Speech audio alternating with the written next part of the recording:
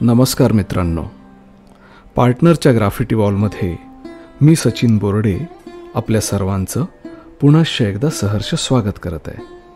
आज मी आपल्या सर्वांसमोर रंगांचे मुखवटे ही मी स्वतः केलेली कविता घेऊन आलेलो आहे. चला तर मग ऐकूयात रंगांचे मुखवटे. आज मला बागेत एक फुलपाखरू दिसलं. का कोणास ठाऊक, जरा मला ते माझ्यासारखंच भासलं. म्हटलं जाऊ थोडं जवळ, पाहू थोडंफार बोलून. अजूनही तू कसा रे रंगबिरंगी, इतके उन्हाळे पावसाळे सतत झेलून. मजा आहे तुझी, दिसेल ते फूल आपलं मानतोस. फुलाच्या सुगंधाशी रंगाशी आपलं अनोखं नातंही तू जपतोस.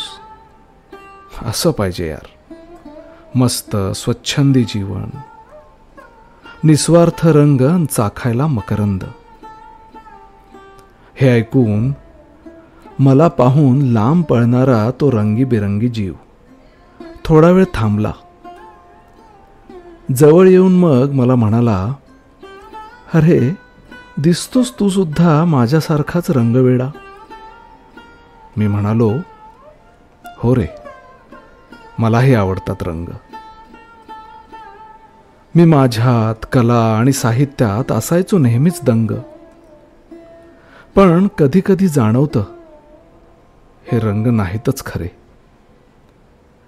आहेत फक्त रंगाचे मुखवटे, आतून काळे आणि वरून मात्र गोरे. फुलपाखरू म्हणालं, मी सांगतो ते नीट ऐक.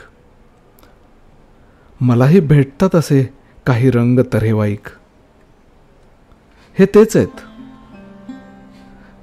तेच आहेत जे आधी मला सुरवंट म्हणून हिणवतात, आणि माणसाच्या बाजारात हेच पहिले आपली माणुसकी गमावतात. मग अखंड 14 दिवस राहून कोशात माझे मी कमावतो रंगीबिरंगी पंख. माझ्या रंगाचा मग हेवा वाटणारे ते हेच, माझ्या रंगाचा मग हेवा वाटणारे तेच हे तयार असतात मारायला डंख. हे करतीलच प्रयत्न रंग चोरण्याचा, आपले रंग मात्र ठेवायचे खरे आणि गहिरे. मागे सोडायचे द्वेष राग आणि मत्सराचे हे नकली चेहरे. उसने रंग घेऊन थोडेच आपल्याला रंगता येतं. अविश्वासावर आणि गैरसमजावर थोडंच आपल्याला हे जग जिंकता येतं. मुखवटे येतील जातील, अशांत आणि अस्वस्थ नजराही आपलं काळीच कापत राहतील. तू तुझ्या मनात रंगवलेली रंगीत स्वप्न मात्र खोडू नको. स्वतःच्या रंगात रंगून जाण्याचा वसा देखील सोडू नको. रंगात आणि सुगंधात रमलेले आपण नकळत बरोबर घेऊन उडतो की रे फुलांचे परागकण. आणि मग हेच परागकण नवी फुलं फुलवतात.